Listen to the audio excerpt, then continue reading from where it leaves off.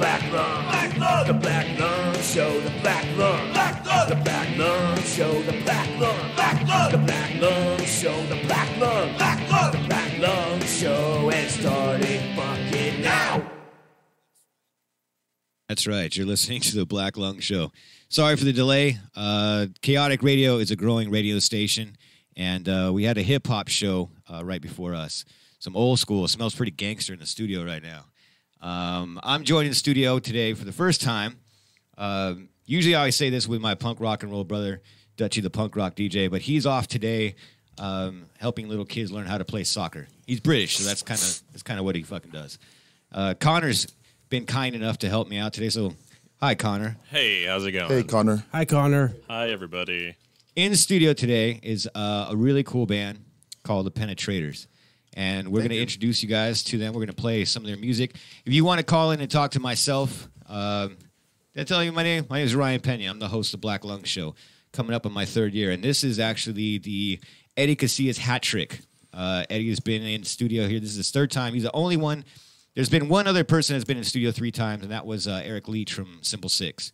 But Eddie's been the only one that's been in here with 3 different bands, talking Voodoo Glow Skulls, Emily and the Blackouts, and now the Penetrators. Hello, from second place. How's it going? You got the first one. So anyway, let's introduce ourselves to the listening audience, starting on my left, and just tell everybody your name and what you play in the band. My name is Joe McNally. I'm the singer for the band. I'm Eddie Casillas. I'm the guitar player for the band. My name is Mark Torres. I'm the drummer for the band. I gotta turn you up. Sorry, brother. Try that again. I'm Mark Torres. I'm the drummer for the band. All right. Mark also plays guitar, and he helps write tunes, though, too. Mark's a very talented individual. He doesn't give himself enough credit. And that's the OG Penetrator. The drummer, That's the OG dude. I'm just a scab. I got brought in later to fill in for junkies. No, I'm just joking. Yes.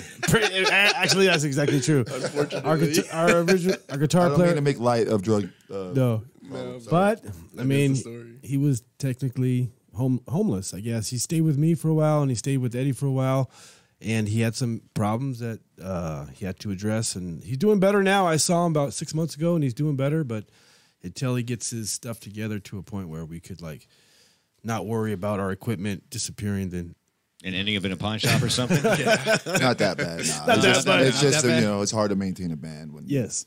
He's a good guy, though. When it's dysfunctional like that, it's already dysfunctional as it is with normal life, and then add extra stuff, like that. He's a great guy, though. Great guitar player, great songwriter, and stuff like that. We love him, but it's like... it's a sad interview now, guys. Yes. We just... drain the humor right out of the room. Right off the bat. No, I don't know. I think he's doing good for what I heard, and his mom and dad talked to me about 6 months ago, and he's doing good, so hopefully he'll come back into the fold eventually. All right. And who's missing, too? My brother George, bassist, he's also with us most of the time, but he had some family calling today.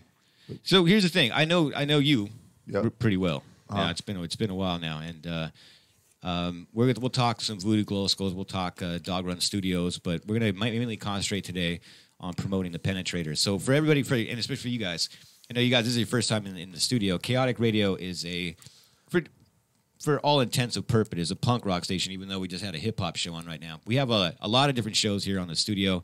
Studio runs 24/7. Also, if you're listening, you can also download. We have a free downloadable app on your smart or stupid phone, whatever. I hate technology. And you can listen to us there. It's free, so go ahead and download that. The Penetrator. Oh, what I was saying is the show. I'm a musician as well. I've been playing in bands for a little over 20 years, and I'm coming up my third year with the show. And so for me, my whole thing was that I hate terrestrial radio.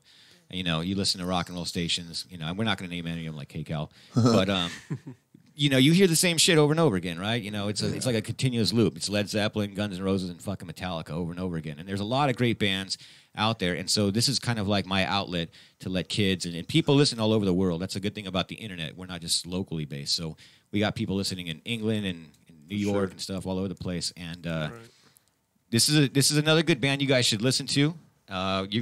You don't have to take my word for it. We're gonna play some of their music throughout the interview. Again, if you want to call in and talk to us, the Penetrators or myself, the call-in number is area code 909-360-8330. So let's start off right at the beginning. The Penetrators. How long have you guys been a band? I joined a band about 5 or 6 years ago through a mutual friend, right? About 5 or 6 years ago. Mark is the original drummer. They were looking for a singer. There's Mark. Wave, Mark, from my Facebook. They were looking for a singer, and so a mutual friend of ours, Trace Element from White Flag, was friends with the original bass player, and I went and auditioned. And the first time I just did my thing, and then I said, okay, guys, I'll see you later. And they called me back. I did it again. And I said, okay, I'll see you later. And then they called me back for the third time. And the third time they said, hey, so you want to be the singer? I said, yeah, I'll do it, sure. And that's... Yeah. And then Joe and I and George have some history, Yeah. too. Joe is the original trumpet player of Voodoo Glow Skulls, my longtime running band. Joe played on the first 4 records, like the original... First... 4 or 5. Sorry if I got it wrong. It's been a while. If you include the LPs or whatever, but I believe it was 3 on Epitaph and 1 on Doctor Strange. Yeah, 4. Yes, so he 4. played on the first 4 records, and was a big part of the band the first, 7, 8 years, 10 years. So and then we reconnected pretty much. Well, throughout the years, but then he joined this band, and then George joined when they needed a bass player at some point, and then I joined right after that as a second guitar player about 2 years ago now. So it's been 2 years? 2 years for George and I, maybe a little bit more. And we were happy to have these guys on board, believe me, because when we interviewed or whatever, auditioning guitar players, not that we're like some big band that's paying these guys, but you'd be surprised how many people don't know how to play punk music. Really skilled guitar players or really skilled bass players. One time I even took the guitar, took the bass from a guy, and I said, "Here, just do this, ding ding ding ding ding ding ding ding ding ding ding ding ding ding ding ding." And the guy, he was like, "Oh, huh?" He couldn't get the rhythm, the folky kind of sense of urgent rhythm of strum patterns. Strum patterns, yes, exactly. Of punk has a certain kind of twangy, certain kind of upbeat, certain kind of sense of urgency to the strumming. Yeah. And you either know how to play that stuff or you don't. And you either are a punker or you're not. And it's like, so it's finding a guy who could just shred heavy metal or whatever and having him just keep it simple and just go.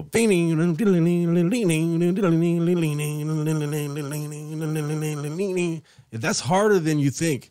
So we were really thrilled. When we were first starting out, I was like, man, we need to find a guitar player like Eddie. If we could find a guy that could play like Eddie, that'd be great. Because this guy's great. I'm telling you, this guy's great. And then when Eddie and George came into the fold, now we're like, wow, we have a really solid act of guys that have the technical skill and also that intrinsic folky punk spirit that they could play it. You know what I'm saying? Because not everybody can do that. That's been my experience. I had 10 different 5, 6 different guys come through, and not everybody can just kind of toodaloo along with a circle pit punk beat. Yeah, no, but you know what I mean? You know what I'm saying? It's weird. I hear you 100% on that. Yeah. When in some of the bands, I remember the fucking nightmares of Craigslist, and getting some guy to come in, or you get somebody recommended. And I don't like putting anybody on blast. And I don't think this guy was an original member, but at one point in one of the bands, I was in a glam punk band called the Prostitute Marys. And we had cool name, I like that. Yeah. I never heard that. I never heard that band, but I saw that name a couple around, flyers and things. I'll send you some of the songs, dude. Yeah, I always like that name. Thank you. Well, there was a couple times because we would go through members like toilet paper. It's hard to find the right mix of people. Yeah, right. And I think we had a guy one time come in that was used to tour with like Alien Ant Farm, and he just came in with all this fucking equipment and just amazing shit. And we were just like, dude, it's simple. Just play some power chords for a little bit. You know what I mean? Yeah. And it was too simple for him to get it. When he played his own shit, he'd be flying all over the place. Like, I completely get it. And it's interesting. It's weird because it's like, I don't mean to cut you off there, but no, it's okay. It's okay. It's your show. You know what I mean? It's like you could have listen to the Ramones, for crying out loud. They didn't even know how to play their instruments when they first started, but they had that spirit, and then they learned the technical stuff later. Well, there's that thing about too many notes. Some people are caught up doing too many notes, and there's not enough song. Just no songwriting ability. I'm not saying that I have it all like that, but it's like, what about the songs, man? You could play a million notes and shred or do sweep picking or whatever, which I do. I'm into that too, obviously, right. A lot of it, but What about the songs? You know, there's too many notes. Yeah, I hear you on that. And you've recorded my band too recently. You just Something Ferocious, yeah. Yeah, I'm finally gonna play it because I actually have something to talk about because we're gonna be promoting Dog Run Studios and we had a great time recording that. The EP is gonna be coming out from my band. It's gonna be called the Reckless EP. So we'll play some of that a little bit later. I'm looking forward to that, man. That was a great recording. That's that's what I do. You know, I mean, if I get handed a project where people are been around the block and know what they're doing and have a vision. Yeah, it just makes it a lot easier to record them. You know? Well, we want to. All the guys talk about you all the time, and they're just like, dude, it was. Oh, you guys talk about me? We do because we've recorded a bunch of different studios over the years. You know what I mean? Oh, thanks, man. That's and cool. At your studio, man, it's so laid back, and you're just like, dude, do what you want. And well, it's a little garage in the almost hood in Riverside, so I mean, it's pretty modest, and it's all built from the ground up by me, and well. I found this place that had like a partially built recording studio in the back. You know, it was a half converted garage that my older brother Frank found, I think, in the recycler back in the day. And I started to rent the house back in the 90s and eventually bought the pad from the guy and then fully converted the back of it into a studio and just been building it ever since. And that's the whole point, really, is to have it like where it's not so much like a sterile, like, oh, we got to come to some warehouse studio. It's like, oh, come to the back house, chill out, just have fun recording. Don't think about like being in a sterile environment or something. That's kind of the whole point, Yeah, and that's great, dude. It came off like we can't wait to go back and record some more tracks for you guys. Cool, man. Looking forward to it. So we're going to be promoting you guys and some of your shows coming up. Again, the call-in number, if you want to talk to us, is area code 909-360-8330. Connor, we got the YouTube thing going now? Yeah, the YouTube's running right now. They can comment in there and chat it up and cool. put whatever they want there. Just go to the Kaotic Radio. We got a Kaotic Radio. Chaotic Radio Live is the name of the channel, and we're live right now. So. Man, you're awesome, dude. This guy's good. I like this guy. Yeah, Connor's cool. I didn't even know where his voice was coming to a moment voice ago. I is- saw him. Yeah, right behind you. His voice doesn't quite match his face. That kind of threw me off there. I'm sorry, Connor. It's all right. I get that. I get that a lot too. You hear my voice on the radio, and then you see a little tiny ass dude. You're like, yeah, that's me. But what we wanted to do was promote your guys' album. We're gonna put it on rotation here at the station too, awesome. so in between. We could use the help. I mean, it's so hard to promote a new band. I've been doing my band for 30 years, and that's still hard. And then to have a new thing that's try to quote unquote sell to people and go, hey, listen to this new band. But I mean, we stand by it. It's really good. We've worked hard on it. That record was like a labor of love. I mean, for these guys, that's the second generation of that record, pretty much. They had a whole other record recorded that got scrapped and got kind of hijacked by the original bass player and the original engineer that recorded it. Yeah. So these guys came to my pad and just basically my brother George and I joined the band and re-recorded the record, and then we finally put it out. So that thing's a labor of love, man. So if you have a chance, Penetrators with a Z. On YouTube, we're streaming the whole record as well. You could listen to the whole record anytime in your car or on your phone or whatever you want to do. Play it for free. See if you get into it, man. It's good. We stand by it. It's a little bit of everything. Some Americana, punk rock, a little bit of 90s punk, a little bit of rock and roll, That's a good thing about the album too, is that when I'm listening to some of the tracks, you can hear a lot of different influences. I mean, you can't, you guys. You can compare you guys to a lot of different bands. What I'm saying is that it's not just like one sound. Like, oh, these sound like NoFX. Yeah, it's a little bit different. If you're a NoFX fan or like pop punk, it might suit you somewhat, and then it goes elsewhere. It gets a little bit, to me, like a little bit more rock, Tom Petty rock vibes. Doesn't sound like that, but it's kind of more Americana to me. It has something like that to it. You know what I mean? I remember when NoFX first came out, we were touring, and they were touring at the same when I was at Voodoo. They came out. NoFX have always been great, but there was like 20 other bands that sounded just like NoFX. Exactly. And I was like, oh boy. And NoFX kind of sounds like Bad Religion in a lot of ways. So it was like when they first came out, my first thought was, oh, they kind of sound like Bad Religion, but these guys are great. And then there's 20 other bands that sound just like them, and not that they're all terrible bands, but I never wanted to be one of those bands that you listen to for 2 minutes. You go, oh, okay, these guys. You could immediately tell they're trying to be this other, trying to copy this other sound or whatever. So I think our tunes, they sound like other stuff, I guess, because there's only 12 notes and all the music. It's only rock and roll, but I don't think I think if you listen to the whole album, I don't think you could say, "Oh, these guys sound exactly like this other band." I don't think that's the case. No, not at all. No. Yeah. Not that I was saying you would, but that's what I like about it. It sounds original. It sounds like a little, it just sounds like it sounds like what it is, simple pop punky 90s rock and roll, Well, let's let the listening audience make their own determination. How's that? Let's start off by playing a track, Connor, and you guys. I got some songs I want to talk about that I've been listening. Cause I've been listening to the record a lot. It's good. Oh, thank you, man. And I want to play a couple that I want, but right now I want you guys to pick. I mean, this is your stuff, man, and you guys are proud of it, and that's cool as shit. They're taking a band vote right now.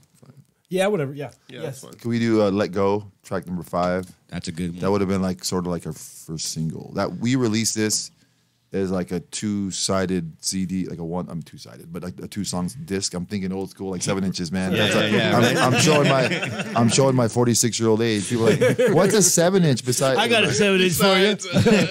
Sometimes on a good day. On a good day, it's 7 inches. On a bad day, 4.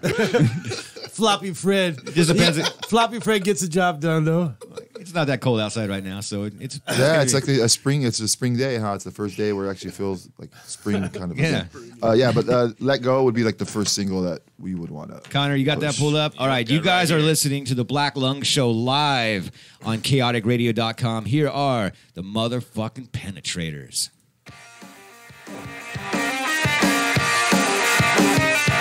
Let go.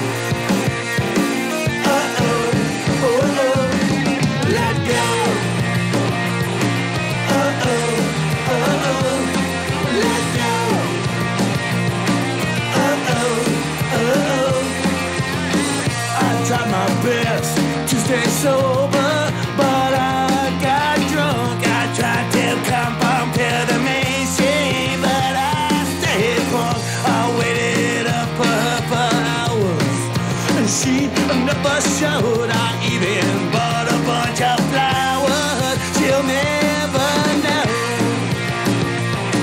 Let go.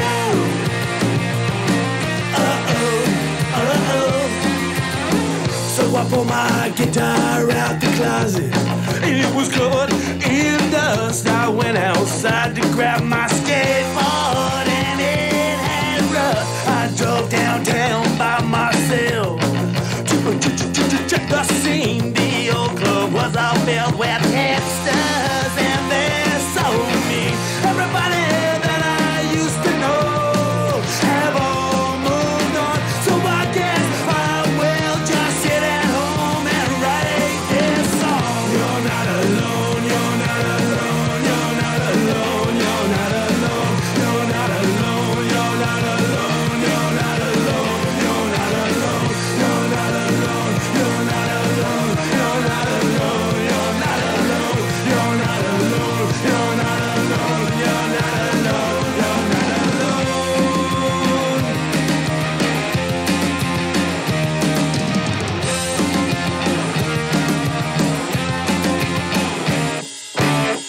So I got nothing better to do, so I'll hang around with you. Me and my same old girl, we do the same things we used to do. Staying close to old friends, some friendships never end. Those of us who have survived, we are glad to be alive. You're not alone, you're not alone, you're not alone, you're not alone, you're not alone, you're not alone, you're not alone, you're not alone, you're not alone, you're not alone, you're not alone, you're not alone, you're not alone, you're not alone, you're not alone, you're not alone. You're staying close to my old friends, so friendships never end. Me and my same old girl, we do the same thing we used to do. Those of us who have survived, we are glad to be alive. Those of us who run around, we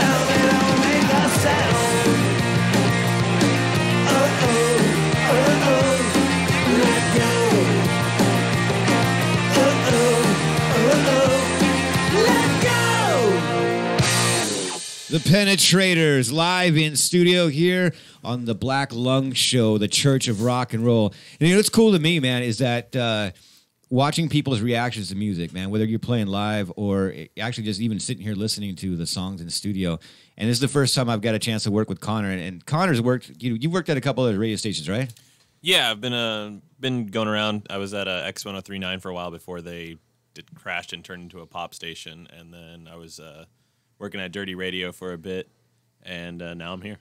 Well, it's cool, man, to have you here, dude. What was cool is that I was watching him while you guys were listening to the music, and he's bobbing his head and listening to it. And so this is your first time listening to the band, right? Yeah, this is my first time hearing them, actually. So then why don't you give us your unbiased opinion about that first track? I liked it. It's clean. It's got that smooth beat going on. It's got that traditional punk feeling, but it doesn't. It's familiar, but it's new. So it's not like it's not the shit I've heard over and over and over again. It's there you go. See, stuff. Oh, thanks, man. That's familiar but not new. I mean, what do you say? New? What is familiar but not old? It's familiar but new. Familiar but new. Yeah. Familiar but strange somehow. Familiar but strange. Yeah. I could use it. No, never mind. Clean but dirty. Clean but dirty. Yes. Yep. With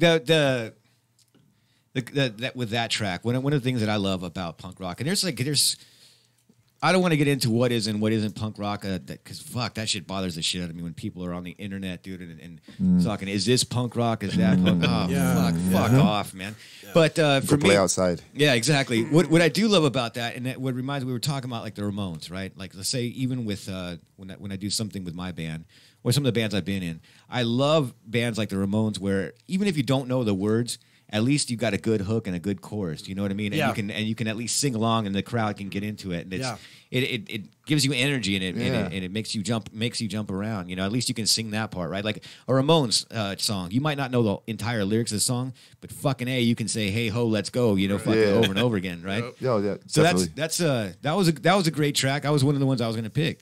And you were telling, so you were saying that some of these songs are like 12 years old. You've been playing them forever. Yeah, I joined this band probably back in 2005, 2006. Oh, wow. I worked with the original guitar player. They just lost the original drummer. I'm still not even the original drummer. Okay. And I've worked with the original guitar player, and he said, yeah, we need a drummer. Come check it out.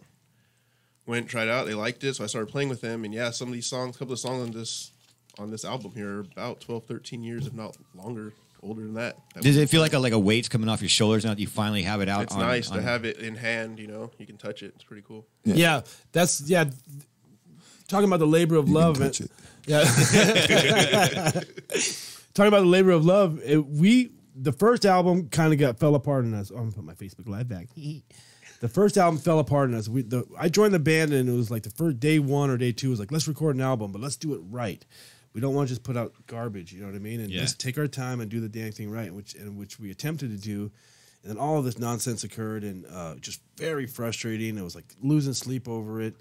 But we didn't give up. We were like, well, I mean, it was like something that we had to do. We were like driven to finish this dang album.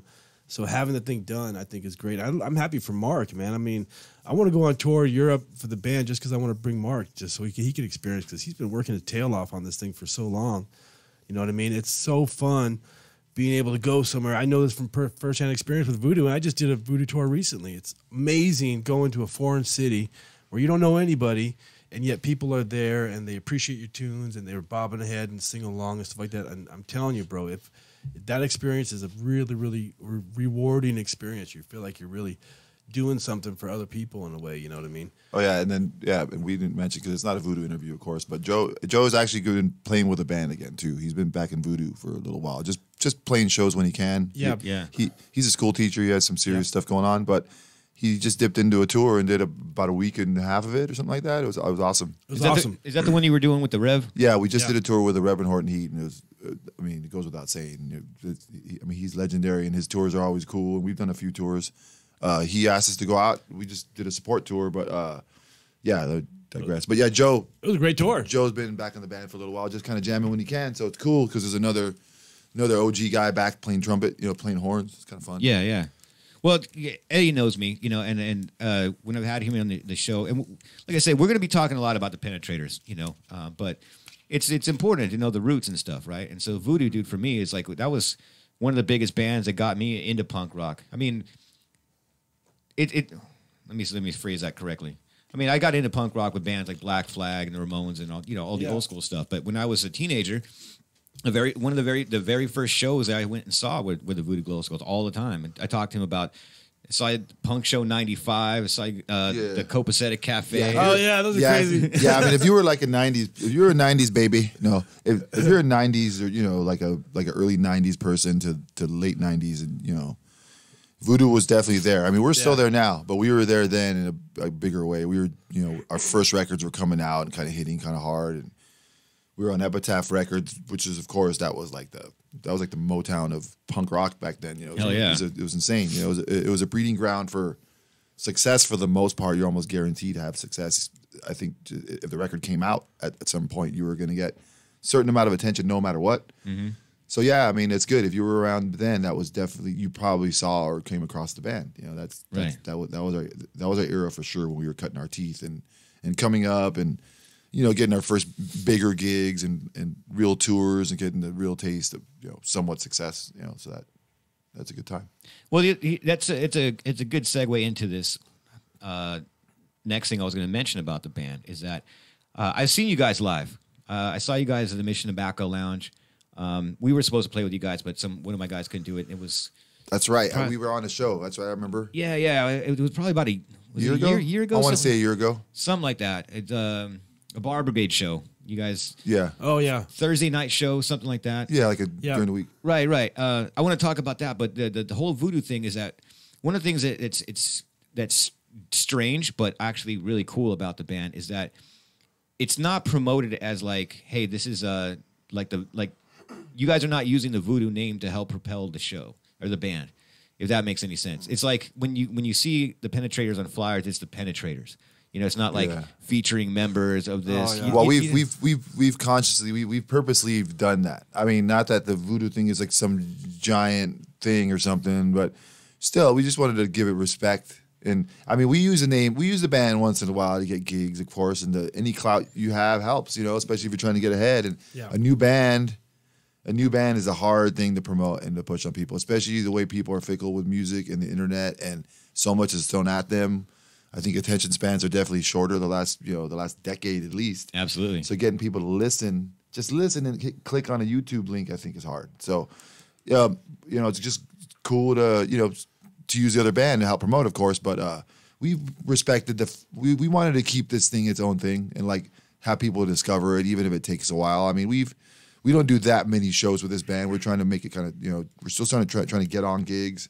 So the gigs are definitely special because they're few and far between, and we rehearse a lot for these gigs for the most part. We try to make every show be a banger, no matter playing in front of 10 people, playing to 500 people. We just try to keep it tight and cool. So every time people see this Penetrators band, it's like, oh, I saw their side band, somewhat so-called side band, but they're real good and it stands on its own. Right.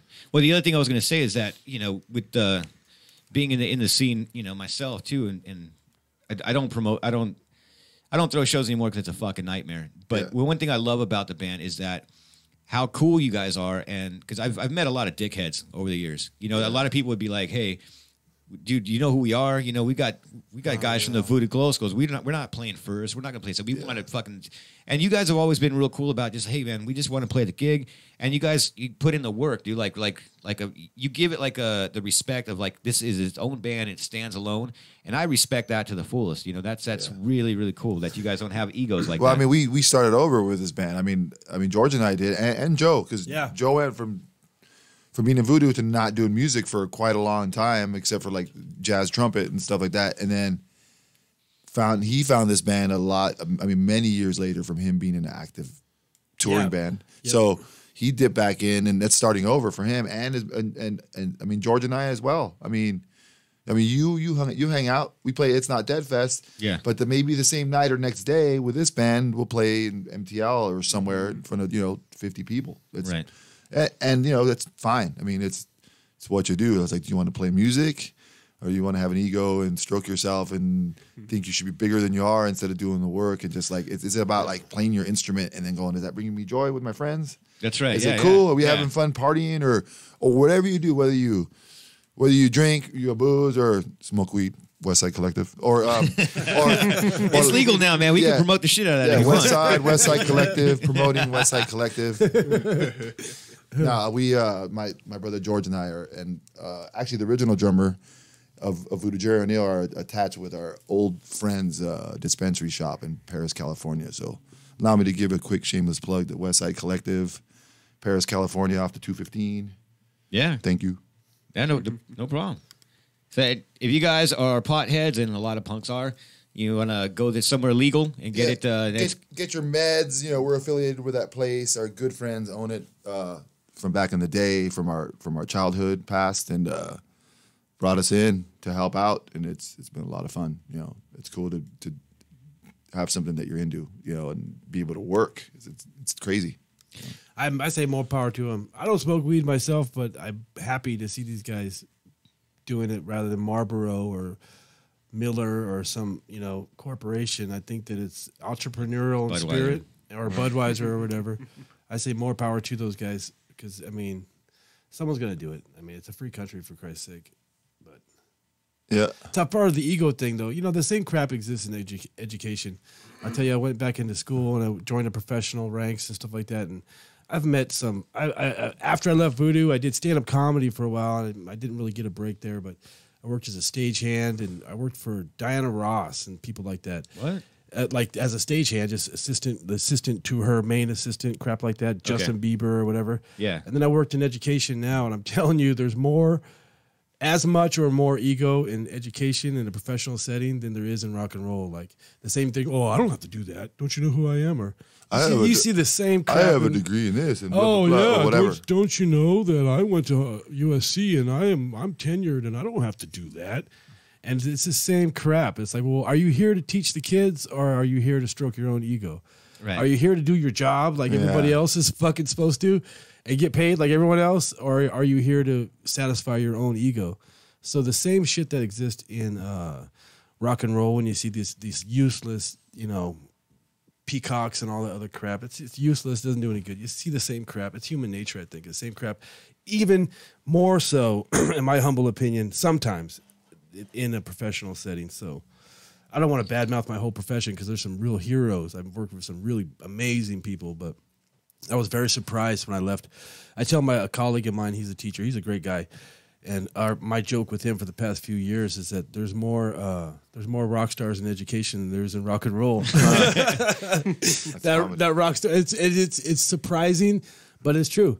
But there's also guys like us, normal, humble, everyday guys who are going there doing the right thing. I think it's going to happen where people think that they're good at something, and and own it. And there's always going to be that. Always going to be that element, or when people start thinking they're better than other people, or they start growing contempt for the audience or contempt for those that they're supposed to serve, I think that ego takes over, and then they become, they become like this, But it's also like a refreshing approach because as a guy who's been in the band for exactly 30 years now, as a matter of fact, Voodoo's been around for 30 years as of February this year. Awesome. So it's crazy. Wow. It's crazy. With the two Last of the Mohicans left, my brother and I, 30 years, man. It's crazy. But that being said, it's no problem to go back to square one because it's all about the music. You're supposed to like it, like what you're doing. You're supposed to have fun. You know what I mean? And being in a band for so long that had some success, you have pressure. You have pressure to pre-sell tickets, to please an audience, the whole 9 yards, And when you do a new band, it's kind of refreshing because it's like the music, it goes back to square one, That's a good which way has to look at it. been helping me with Voodoo. And I've always been that way with that band as it is. But it's like, hey, are we having fun? Is everybody happy? It was just like, is everybody happy, having fun, looking at each other, playing these songs and looking at the audience? And is it vibing instead of like, are we here for just some bullshit for a guarantee or a tour to appease some agents or some manager guy or whatever you may be? Yeah. It kind of turns into that, which is part of the reason why there's problems with bands and stuff like that too. I think you get caught up in commitments and all this stuff instead of just like, hey, are we having fun? Is this shit cool? Like, so it's cool with this band because it's like, oh, could be practice and you have a smile on your face. It's like, oh, there might not be that much pressure, but it's like we kind of do what we want, you know. Right. And it's fun to try to get gigs and to try to like get people to come, and especially now, you know, I must admit it's being weird. It's weird being a dude playing guitars in your 40s when all this new music is out that's not guitar related a lot of the time. Right. You just Yeah. listen to the radio. I mean, going back to classic rock, you know, they're playing the same old songs, but at least there's guitars on them. You know what I mean? Uh-huh. Where it's like now, I mean, I'm an engineer, so I respect all music. I like rap and hip hop and everything else. You know, like pop music too. But it's just refreshing to have guitar music still and to play my guitar with people that are smiling and having fun playing the songs. And then it's like everything else is secondary to me. It's like, oh, whoa, we ended up on a rad show where there was more than this many people. Oh, even better. Oh, somebody gave us a little bit of money. Oh, I didn't expect that. That's kind of a new thing again. You know what I mean? And it's real true again right now. It's like there's no outside motivation other than the music. And to have fun, right? Yeah, that's what we really got. You know what I Yeah. mean? There's nothing else to pushing it. You know what I mean? It's not like, oh, the next show we're going to show up to is sold out already and there's already 1,000 people there, like some tours I'm used to. This is like, just like, let's try to get gigs and get people to watch this band and practice a lot. Right. You know, to me, that's like what it's all about, and everything else is secondary. You know what I mean? As a person who's almost transitioned in a lot of ways completely out of the music business in a lot of ways. I mean, I'm in it obviously because I own a studio business, and I have a very alive band still, I guess. You know, even with all these lineup changes with the Voodoo thing, it's like we still have a career that's just sitting there if we want it, and we're still into it. Don't get me wrong, but it's a trip. You know what I mean? I've kind of phased out of the music business in a lot of ways the last 5 years, and still have maybe one foot in it, I guess you could say. Uh-huh. It's like a foot in the gutter thing. It's still there. like George and I could walk into it with our friends anytime we want, and with Joe, and let's play some Voodoo songs, and we make pretty good money when we do it, and Right. we get to the better opportunities, which I'm grateful for. It's awesome to dip back into that, but I'm very much grateful for all this music stuff. I guess what I'm trying to get back to, because I've done it for so long and phased myself almost out of the music business as someone who's been deep entrenched in it for so long. You know what I Well, mean? I guess that was going to be like one of my questions that I had for you is that it's going to sound stupid, but it's actually true. It's like, why still do this? Because if you guys are not playing the shows like you're used to, you know what I Yeah. mean, and starting all over again, I guess you've already answered the question is because you're having fun and you love it. You know, I tell that to some people too, because in my 20s when I first started, right, I wanted to be like Voodoo. I wanted to go tour, and Yeah. we had some success with my first band, and we got on the Warped Tour, and Sure. it was going good for That's a minute. a big deal for anybody, even the first time. Come Yeah, on. it was great, and then you're thinking, man, we're gonna make all this money, we're gonna go tour, and then drugs, and then band members, everything falls apart. It's a harsh reality once you get on the road and you think you know people, and like, I don't know, it's a laundry list. And I don't want to start with one thing because people get offended, but like from relationships and girls or wives Yep. to jobs and money is a big deal, and like careers or jobs at home, that's a big deal, to everything else, to like a mortgage, to life at home, say you're a guy that's used to going to a local bar and hang out with your friends, and all of a sudden I'm on tour every night. Your situation changes. Yeah, You're- yeah. all of a sudden you're in a different place with different people, and you're not that same person. And yeah, I've been through all that a bunch of times, man. The road ain't no place to raise a family. There you go. What I was gonna say too is like now with my band now, because like I got a full-time job, I've got kids, I've got foster kids and stuff, and so when I go out and play, I try to tell people like it's kind of like how like when you and your, I guess in the quote unquote air quotes right now, like your normal life, right? Like you go out and play golf, or that's what you like to do. I like playing rock and roll, and it's fun as hell to me. So Yeah, for me too, as a guy who started it as a backyard party, like 18-year-old kid with like playing with his friends and family, playing backyards, and then we're signed now. 5 years later, we're on a real label. Now we have pressure. Now they want a record every year because I have a contract, even in punk. Ooh, I have to put out a record in 10 months. What? I got to write and be on tour and come up with 15, 20 more songs. Not that big of a deal, I guess, especially when you're in the thick of it and you're in that mode of writing. But when you do that for so long, I was in that mode, man. I was, contracted. It was like you're putting out a record every year. That's how it works. And it's great when you're hot and it's like you're got some momentum and you're firing on all cylinders and all that stuff. But then after a while, you get caught up, and you're like, well, it's good to just sit back and let the creativity happen. Let stuff come out, play some shows, cut your teeth more. Have fun with it, and then see what comes out. You might end up with some better music at some point. So we're going to talk some more with the Penetrators in a little bit, but we want to play some more of the music from the album. And so I read on the internet just a couple of days ago, and it must be true, that recently the article was that CDs and records are now starting to overtake downloads. Fine, which is a good fucking sign. Oh, it's back at that again. I hope so. Full circle. I really, really hope so. Because here's the thing. Look, check this out. If you guys can see this, this is one of the things that I love. And like this and some of the vinyl. We'll spin some vinyl on the show in a little bit. Like I said, I like to keep it old school. Like even like this, the selector, right? Great band. I love. Yeah. One of the best ska or two-tone records, really. Yeah. That's a But great what I love record. is just this: is I get to actually physically hold something in my hand. You know what I mean? If you download something, I don't understand millennials why you would do. I mean, I guess it's easier for you to have it on your phone and you can hear it. You have headphones. But I like looking at the pictures. I like reading lyrics. And your CD, which is great. Look at this fucking beautiful fucking CD. It's got all the lyrics in there, so this way you can learn the songs. When you show up to the shows, you can sing along. You got a nice picture disc in here. You can see all the members in here. And that's what I was going to ask you. Who's Keith? Keith is the guy we were talking about. That's one of the. You see, I've been paying attention. Well, he's one of the other guitar players. He's the other guitar player that was in when I joined as the second guitar player. Okay, and he's on the whole. He's on the whole recording. The whole thing. And to be fair to Keith, which I meant to bring up is he's a great guitarist and a great songwriter and has a natural that knack to. He can play, man. He can write. Yeah. He's a great riff. He's a riff master. He's really good, and it's unfortunate he's had some personal problems, but he's all over that album, and he's a good friend of ours and mine. I consider him a good friend still. He just lost his way a little bit, and he's young. He'll bounce back, and he's doing the right things to get back into it and stuff. And he's one of those guys that he could sit there. He's one of those guys that it's hard to understand. He's kind of quirky, but then he'll sit there on the couch and he'll write a song that you're like, wow, that's really good. Yeah. And then he'll come up with another one like, wow, that's really good too. He's one of those guys that has a lot of stuff going on upstairs, and as far as ideas and talent and stuff like that. Okay. And I think sometimes those guys kind of go out. I mean, I'm guilty of it too for many years, and maybe go off the rails. And he's got to come back. But I think I think that I have faith that things will work out good for him. And I think that if we were sitting there playing or rehearsing and Keith walks in the door with his guitar, I don't think any member of the band would. I think we would all be like, okay, cool, you're back. All right, come on.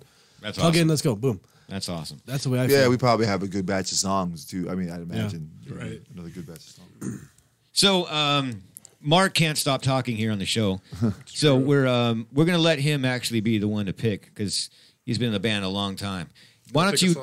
Pick a song, man, and give it an introduction. Tell me why you want to play the song. Which one of these songs speaks to you that you like? My favorite song on this album is "Daddy's Girl." I like the way Joe sings it. It's just a pure rock and roll song. Just plain and simple. Simple as that. All right. It doesn't get too punk until the very end. It's kind of that's the Americana I was talking about. Right. All right. That's the. What is? Sorry, I didn't mean to. No, go ahead. I didn't mean to hijack. I didn't mean to hijack your introduction there, a newbie to the radio. But it's one of those things. It's one of those songs that I meant, like the Americana vibe. It has to me, it's like I don't even want to say it. It's somewhere. It's punk rock still, but it has like that summer '69. Fucking AC/DC. I don't know, and somewhere in there. I know they're two different things, but somewhere in there. I got you. I'm feeling you. Connor, you got it all ready to go? All right, cool. So you guys, listen up. This is The Penetrators. You're listening to The Black Lung Show live on chaoticradio.com.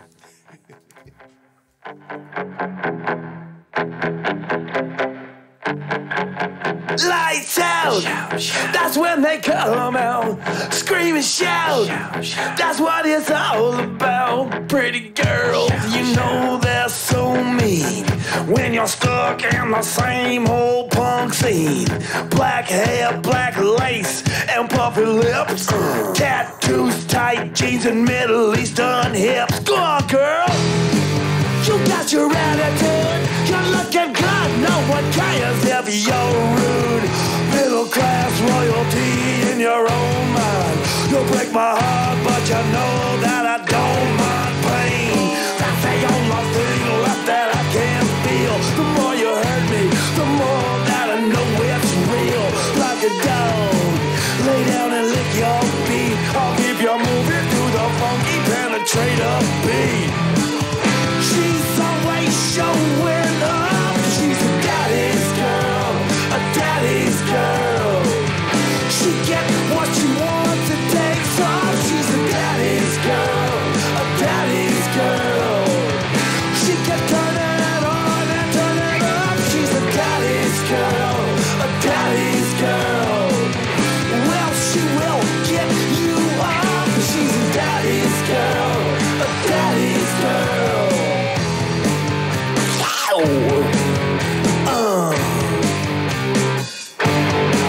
Come on, baby. Well, I'm an animal. I'll take you home and eat you up like a cannibal. There's lots of nice things at my place that you can't steal. Want you walk all over me with your 4-inch heels. I want your body. I ain't too pleased. I want your heart, your mind, your soul, and your disease. She's always showing up. She's a daddy's girl, a daddy's girl. She get what she wants and takes off. She's a daddy's girl, a daddy's girl. She can turn it on and turn it off. She's a daddy's girl, a daddy's girl. Well, she will get you up. She's a daddy's girl, a daddy's girl.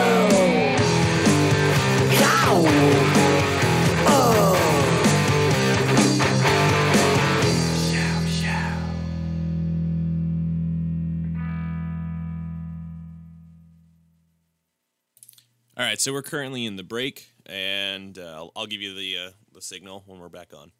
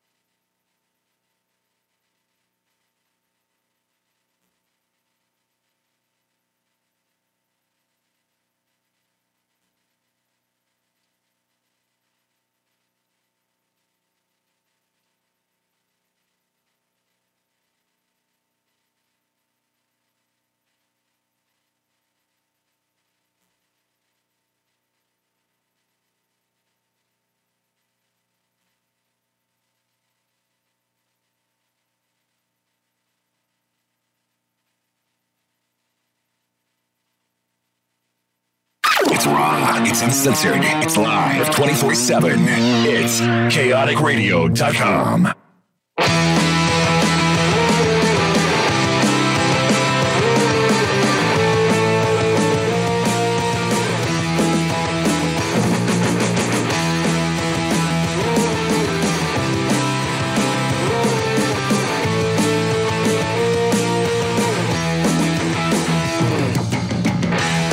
Should be a safe haven, but the walls feel like they're gonna cave in. Well, there's nowhere left to run. The air is thick with the latest frustration. Tempers flaring without explanation. Was my picture scar the wall? And I don't wanna live like that no more. Walking on eggshells on the floor.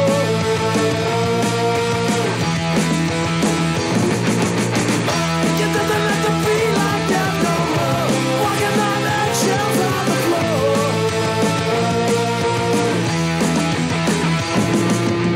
The house trembles, the house shakes, heart breaks, a head aches. It's happening again. There's something brewing, and dad is mad, and mom is stewing. And then the tension finally breaks. All the things I saw you do. All the things I saw you do. All the things I saw you do. All the things I saw you do. All the things I saw you do. I swore that I would never do. The violence and the rage, my tears drop to this page. The pain you held inside became a beast you could not ride. All the dreams that could not be, you took it all out on me. No matter how I tried, the fear remains inside. But now that I am free, that cycle stops with me. 'Cause I don't wanna live like that no more. Walking on eggshells on the floor.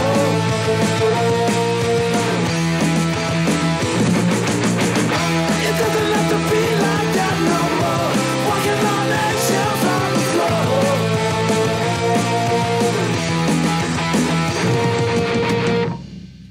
Oh, we're back on the Black Lung Show live on chaoticradio.com. My guests again in studio are the Penetrators. And Hello, that hello. song, that was Eggshells from the self-titled album, right? Is Yes. it Yep. self-titled. And the Go Loco Records, is that just you? Yeah, that's us. We used to have El Pocho Loco Records back in the early 2000s, short-lived little label for a while, like when everybody was doing labels. Yeah. And that was fun. We had I forgot how many releases now. It's been a while. We maybe had like 5 or 6 releases, and then we folded that just because it's starting to be where nobody was making money off. It's challenging, dude. Records. I did that for a little bit too. It was Yeah. It was fun though, and we put out some local bands in a comp that we Yeah. had. Oh, sorry, man, I didn't mean to cut you off. that's but- cool. No, I hear you. Yeah. I remember El Pocho Loco and Cheap Guy, man. We used to Yeah. go there all the time. Yeah, I used to have it started off with a little record store because I had a car accident settlement I got when I was like around 20, 21 years old. So we opened up an independent punk rock record shop. We had it around for about 5 years. Cheap Guy Music. Yeah. we had it pretty much right by my parents' house in Riverside. We found like a little storefront suite place and used to do shows there. That was way back, man. We did that like in the early 90s up until like 96 for 5 years. From about 91 to 96, we had a record store. And it's good times. We had a lot of bands come through that ended up being kind of more famous bands and stuff. It was crazy. We had a lot of like the early Fat Records bands play there, like Lagwagon, Propaganda. Everyone played at our shop. Yeah, I remember that. The guy from Rage Against the Machine, Zach, did a thing there with that hardcore band, The Far Side, that was on Revelation Records. We had all kinds of cool things happen back in the around 92, 94 is when our shop was really like kind of going off well, and then closed that down. And then that was a natural progression into getting into a label eventually, because that was a time when people were getting into their own, doing that. Yeah. And then so we just decided to kind of revive that with the Go Loco. We always thought it was just a cool name for a label too. That is cool, man. That was like the other name. It was like, let's call it Go Loco Records. So we just did it for this, just to have a stamp on the back of the record. Right. Yeah. Sounds cool. So we're going to talk about some shows coming up too. Here's the cool thing. Back in the listen. Here's the old guys talking. All the guys in the 40s. Back in the day, right? Back in the day. Back when we used to buy CDs. Yeah, that's right. Go buy records at Dr. Strange Records, who's a sponsor of the radio station, by the way. And who put out my first record, my first couple records. Yeah. It's showing love, man. And so we used to always use a term back in the day called DIY, do it yourself, right? That's the punk rock way to do things. My friend Ginger, who I love to death, who's great, man. She works with. She's going to be doing the artwork for our Reckless EP, nice, the one that you're recording. And she came up with a term that it's kind of sticking with us now. It's called it's not DIT anymore. Or, I mean, not DIY anymore. I just ruined it. It's called DIT. Do it together, right? It's like the punk rock family, keeping it in our scene, because there's egos, there's fucked up promoters. Yeah, well, it's true. There's a lot of yourself, and there's a lot of yourself. Like you do it yourself. Yeah, there's a lot of yourself involved. That's what's wrong with music, in my opinion. There's no collaboration.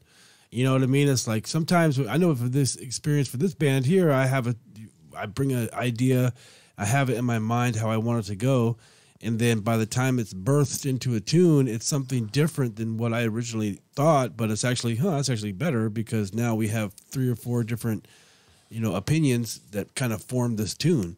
And I think that a lot of times, I don't know. I mean, I don't want to sound like an old grumpy guy that hates modern music, but I think it's a lot of just one guy in the studio by himself doing everything, which is great. I don't know how to do all that stuff, but it's like sometimes collaboration produces, the friction, the whatever, that chemistry between 4 guys sitting in a room. Someone changes the one chord or the one lyric, and it goes a different way. You know, go, that's a different direction, and it becomes something. It becomes a fist fight. Yeah, or whatever. But it changes and morphs into an organic thing, like the Beatles, for crying out loud. I mean, there's legendary. Those guys would argue about this, that, and the other thing, but they produced 80 great, 100 great songs out of that. All that stuff. I would wonder if John Lennon was by himself, if he would have been able to do all that himself. You know what I'm saying? Okay. Well, not to go in a whole different direction, but my whole point with the DIT thing is our scene, the punk bands, and helping each other out instead of just everyone out for themselves. Oh yeah. Okay. So the reason I bring it up is because, like you had mentioned, Eddie, to me a little while ago, like it's difficult trying to get on shows and stuff like that. So. Yeah. One thing that we want to definitely push today on the radio show is come see the Penetrators live on April 6th at the Mission Tobacco Lounge.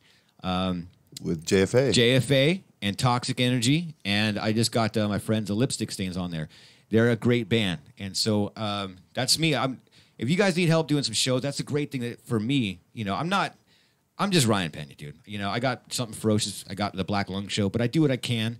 That's why I have you guys in the studio. I want people listening to you guys' music. I'll try to help you guys get shows. It's the beauty of this show. I say this all the time. I should have fucking been doing a radio show 20 years ago. It would have been way easier. Yeah. I've got a lot of fucking great bands and promoters that are helping out. And so my band is playing this Saturday night for Mac's second birthday at the Doll Hut. We are playing with JFA. We're getting them warmed up for you. That's what we're doing. We're warming up JFA and DFL, right? Yeah, JFA, DFL, Narcoleptic Youth, and the what Bastards. A show. Yeah, it's a great show. And I think Ukulele Heroes. Yeah, that's right. My Japanese friend moved to America about 10 years ago, and he infiltrated, man. He does a lot of punk rock covers with his ukulele. And that's right. I believe Jerry O'Neill, the original Voodoo drummer, who still lives with me, as a matter of fact, I believe he's going to be backing him up on his drums that day at your show. Perfect. As far as I know, Jerry said, I'm going to be doing that gig with Hito. So that's awesome. Jerry should be there backing him up on his drums. That's awesome. Percussion drum kit thing that he made. Yeah. So that'll be a good show for you guys, man. So, yeah, we're excited about it. And like I said, my buddy Greg is in a band called Toxic Energy. And he's got a show here on Kaotic Radio every Saturday in the morning from, I think, 9 to 11. And he's in a band called Toxic Energy. And you guys are going to be... They'll be with us. Yeah. And they played a couple shows we've done. They played a voodoo show at Angels, which is Bar 1650. Yeah. A while back, a few years ago. About 2 years ago, they were on that show. I think they were on It's Not Dead Fest, I believe. Yeah, they were. Yeah. They were.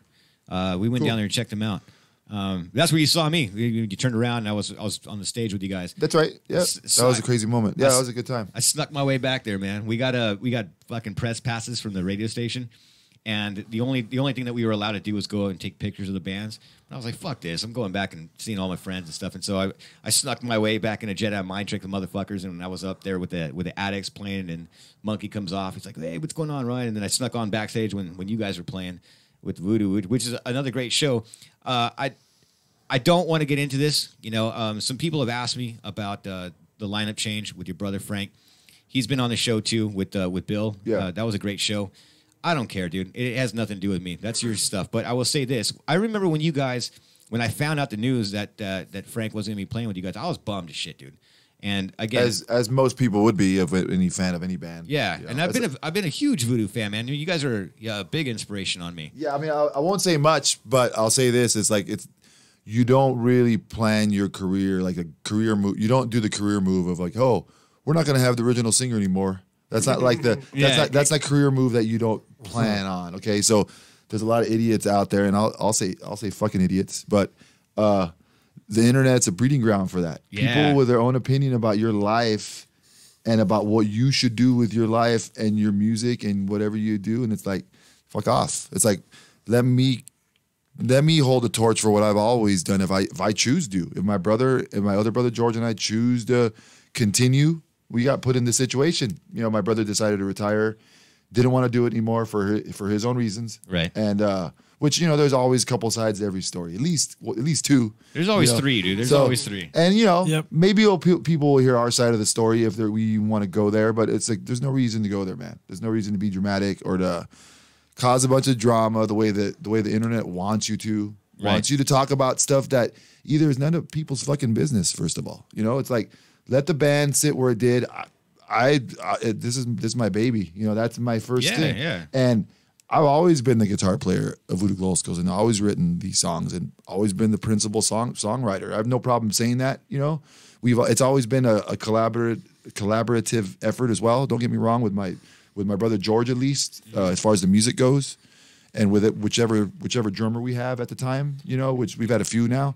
Yeah, that's always our thing. We've always been a rhythm section band that written the songs from a rhythm section standpoint, gotten the horns in there, and then gotten the vocals in there. So to me, it's business as usual. Not to sound funny that we have the original singers not there, and it sounds funny to say that, but it's business as usual for us, man. We had a guy who happened to be a family member who decided not to do it anymore, and we were put in the position where we had to fulfill a very long commitment of 4 weeks of a tour, and thankfully, Ephraim from Death by Stereo stepped up and sent me an email and asked me what was going on and if he could offer his services. And at that point, we weren't we weren't going to go there at all. We were just going to stop.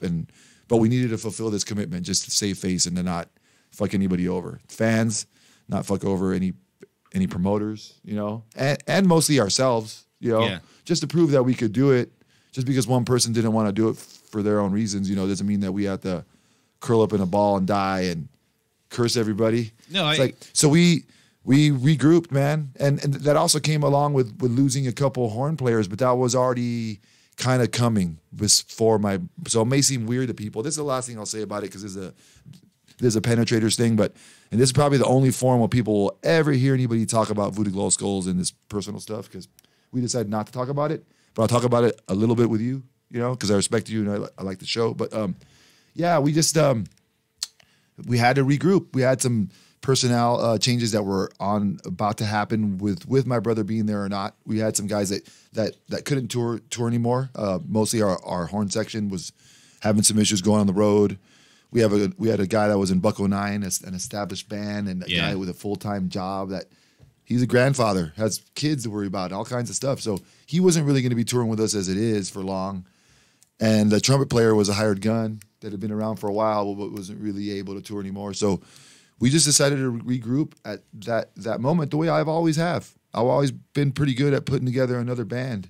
If people pay attention to Voodoo Glow Skulls, really hasn't been all original many, many years, if ever, really. We had the core for the first few albums, and that slowly fizzled away. And then ever since then, it's been a different lineup of just trying to have a rad band that's tight, that stays true to the songs, you know? Yeah. Now, whether we'll be around for a long time, I don't know. You know, we're just kind of having fun with it the way I'm having fun with these side bands. And I hate to say side bands like it's a bad thing, but we're just with the voodoo thing, it's so established that we could kind of do what we want, so to speak. And I don't mean to sound kind of cheesy about that, but we always get offers to tour and play shows and do good stuff. We just did a tour with the Reverend Horton Heat, who's an old friend and a legendary artist. And played guitar on one of your tracks, right? Yeah, he played guitar on El Mas Chingon off Symbolic, you know. So we still have a bunch of opportunities. We don't plan on going anywhere as long as the core, the lineup now is having fun. Same thing. We're having fun, and if we have a band that wants to go, we'll continue to play that I guess that legacy, because that's what it is now. It's a catalog, and it's my catalog, and it's part of Joe's catalog too. Yeah. You know, it's our. We can dip in and play it when we want and have fun and give people some Voodoo Glow Skulls. I'm not bummed about that, and there's no telling what could happen in the future. Like everything, you know. I mean, you never know, man. It's unwritten. Yeah, dude. It's unwritten, so it's just like. But I like to address for once, even on this small corner of the world, you know. All those internet trolls could eat a dick straight up.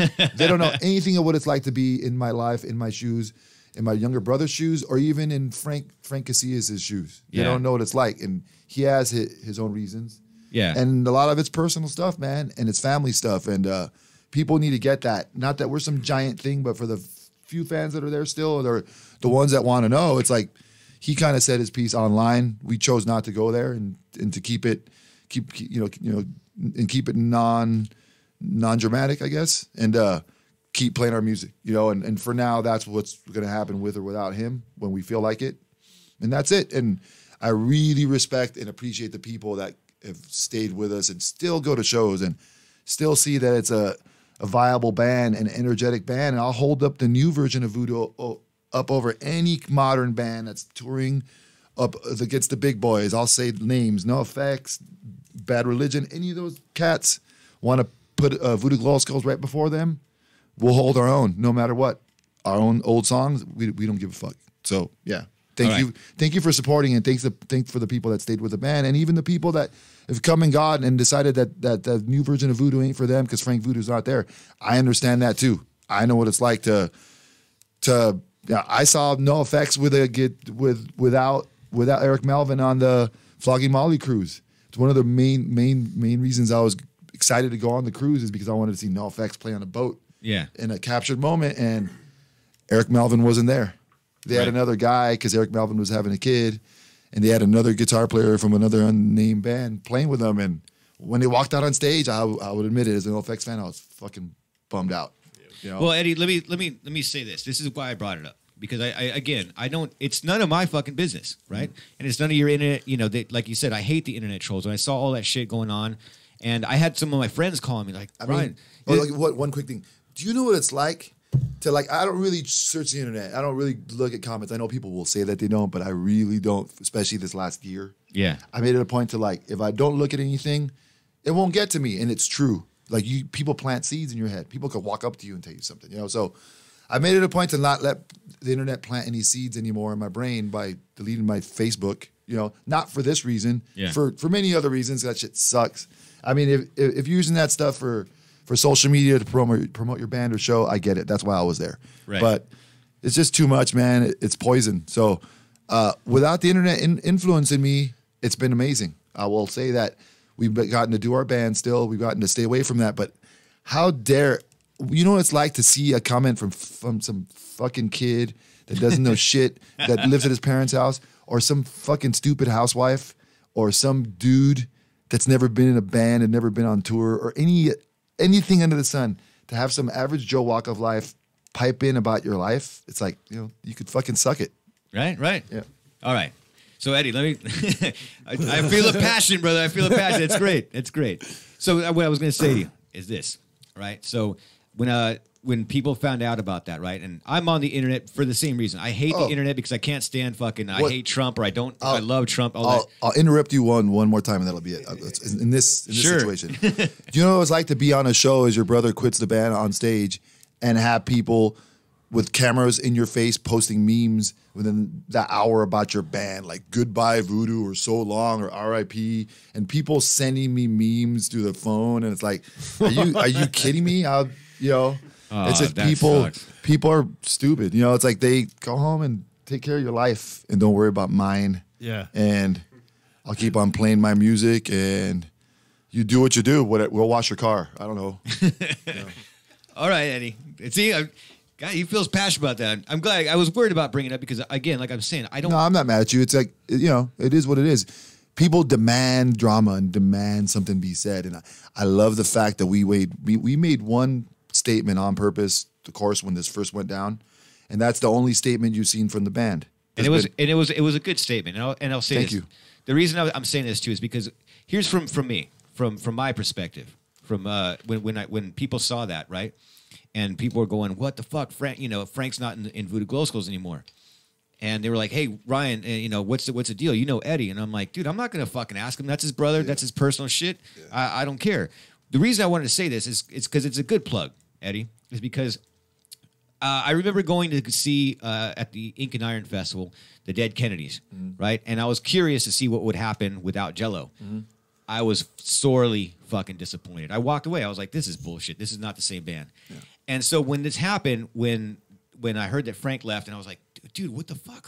Yeah, it's hard to imagine, right? Yeah, who could do that?" When I saw you guys with Ephraim, God damn, that motherfucker is badass. So if you're listening and you think that Voodoo's going to drop off because there's a different singer, you guys found the perfect fucking guy. His energy is fucking just amazing, man. He just runs around the stage. He fucking sings great. He's a hell of a performer. So that was my whole point, is that you guys are not disappointing. Congratulations. Thanks, man. Well, I mean, we just picked it up. We tried to do what we could, and I mean, I'm not gonna lie. It's like I just figured we were done. I figured, well, there'll be some reunion shows in 10 years or 5 years, like everybody else does. I was like, hopefully I'm lucky enough to be on every show like the Descendants in 20 years, but I doubt it, But that being said, we just picked it up and was like, this guy that I barely I knew Ephraim as an acquaintance, but I didn't know him, Yeah. And he sent an email. We tried him out. He kicks ass. I don't know what else to say. It speaks for itself. I don't know how long it's going to last. Maybe we all don't know. He's in Manic Hispanic, man, and they regrouped, and he's in Death by Stereo, who's great, great band, and has another band even. So he has some stuff going on. So we're just taking it, like I said, as fun, playing once in a while. Whoever's out there who does listen to this, who may like Voodoo Glow Skulls music, treat it as special, and as if you see us playing, if you're into it, go see it, because that might be it for a while. We're going to play once in a while. We might do more. We might do less. We just kind of don't know right now. The future's unwritten with that. But anyways, yeah, man, we decided to keep it going for now. And that's the story. There's not much else to it. He decided to retire. He has his own reasons. I don't know if he'll ever come back or we'll ever regroup. There's no telling, Well, I know something that you never know what's going to fucking happen, right? Connor. Sometimes, man, you just never know, dude. So don't say goodbye, man. You might fucking one day, you might just say hello again. All right? That's a pro move. You like that? You like that? Pro segue right there. Check out Say Hello by Penetrators. That's right. You're listening to the Black Lung Show live on chaoticradio.com. Relationships with broken women. These are the things that I always end up in. Mystery eyes and bombshell thighs. The way house stories about love and glory. And they always end the same. But I remember all the names. They all meant so much to me. And they're all part of this story.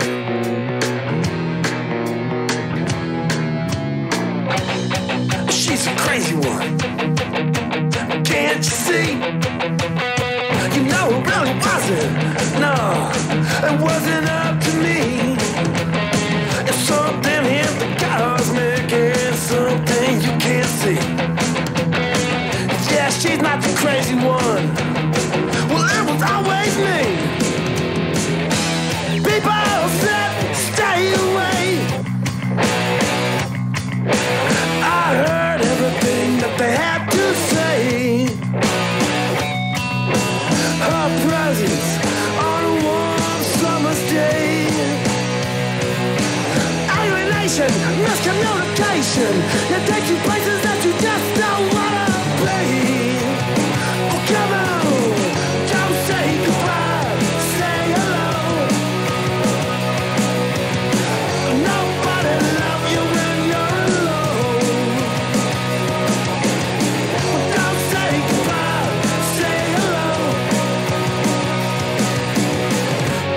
H-E-L-L.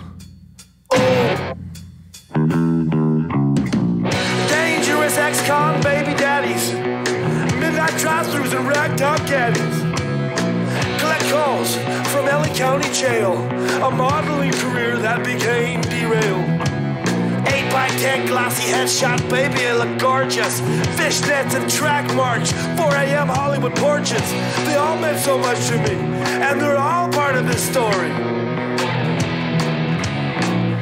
The people said you better stay away. You know I heard everything that they had to say,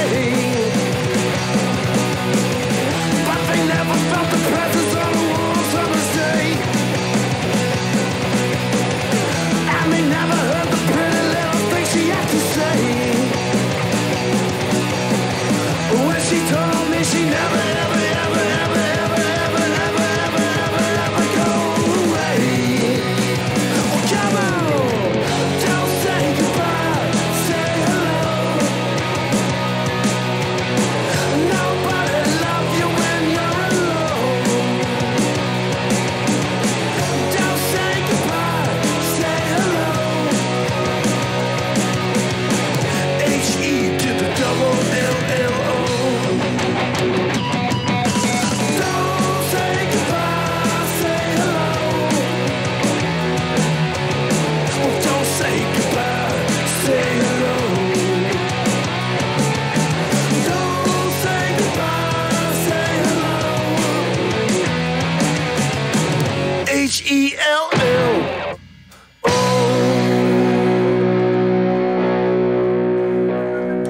The Black Lung Show live on chaoticradio.com. That was the Penetrators. Don't say goodbye. Say hello. And again, look at Connor, man. Just back there smiling, nodding along. What'd you think, dude? It's cool shit. I'm really digging this. Like, I was actually like just Thank you, thinking man. to myself, like, I kind of want to just grab a copy of this. It's pretty sweet. You guys have any copies with Very you? much. Dude, I had one in my hand. I was burning in my studio, and I left it because I got your text saying, "Oh, we're good." Yeah. and I was like, I should bring the CD with me. Do you do Sorry, you guys man. press vinyls of these? Because I buy a lot of vinyls. So. That's at some point, man. That's the goal is to just have this on vinyl because we're proud of it, obviously, and it just for us and our friends to have it. Yeah. At that point would be Yeah, cool. even if you do like a low volume print, just to have for you and like some. Yeah, I think it's inevitable. We're gonna do it at some point soon, man. We're just gonna find the right avenue. Just got for to it. call Bill, man. Yeah. Even though he's really busy, though, you know? Yeah. Oh, it would have been ideal to have this like on a Doctor Strange, but we realistically didn't even know how to sell it or where to. To be honest with you, it sounds funny, but nowadays with this day and age, like who has labels? How do we get to them? So it's like let's put it out online. So it's available to stream on YouTube too. I think I mentioned it before, but it's just there. It just lives on YouTube for free, like for you to listen to. It's a new band, so go listen to it for free. And if you happen to see us, you could buy it on CD, off us. That's the way it is right now. It's like real organic DIY, but we're glad that it lives somewhere and that we have it. And Well, we have it's gonna live now, fucking for sure. and we have on Chaotic Radio. yeah, it's a big deal to me, man. We have opportunities like this. This is where it's at. This is where it starts. Well, that's what we're doing this for, man, and that's what I'm saying too. So, I know you guys are busy and you got a bunch of shit going on, dude. But that's the one thing that makes me proud, dude. It makes me happy. Is that is to help my friends and the bands that I respect and like, So, if you guys need some help, doing some shows, the JFA thing was just, I'll be there. Make sure man, you guys. you've already helped us. You've helped us with a couple of shows. It's a big deal. No one. I mean, I'm not gonna say no one, but in a lot of ways, no one just goes, "Hey, you want some shows?" Like people, it's just that I mean, you got to look. It's hard, even at this level and what I've done. It's like, sure, I get my foot in the door. Like I get some stuff done, but to really get paid, like I said again, get people to pay attention to a new band now, it's like, good luck, man. You got to sell it, push it. So we're grateful, man, for anything. Well, thanks, man. I feel that, man, because that's what I'm saying. I play too. And and we're gonna play some of my music for the first time. Well, I think I played a couple tracks here and there. I try not to make the show about me. The Black Lung Show is always about all the bands that I have in here to try to help out my friends in the scene that I love, because it's a tough gig.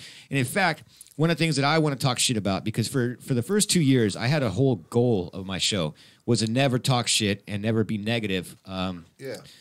And be positive, you know what I mean? But there's some shit that pisses. That's a good way to be, but it's hard in punk rock. It is, right? And you know what? One of the things, Especially in the with the climate of the world right now, it's like, how do you not be pissed about a lot of stuff? A lot of just extremism and just wackiness It's a crazy.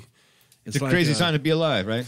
Well, the truth is this: there are no good old days.